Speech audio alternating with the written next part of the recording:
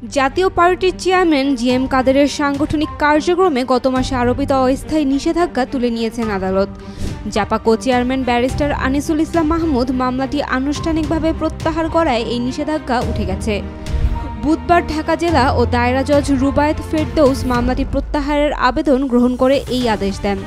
2 August আবেদনটি দাখিল করা হয়েছিল বলে জানান জিএম কাদেরের আইনজীবী মনোহর হোসেন আলম।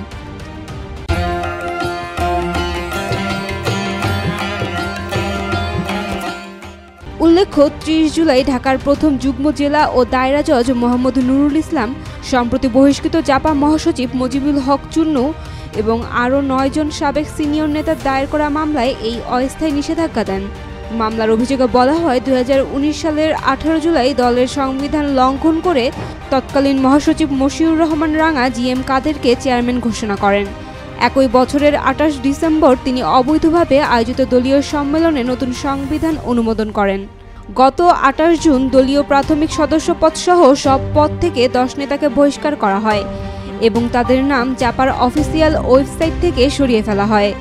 এরপর 10 জুলাই ওই বহিষ্কৃত নেতারা জিএম কাদের ও আরও একজনের বিরুদ্ধে মামলা করেন।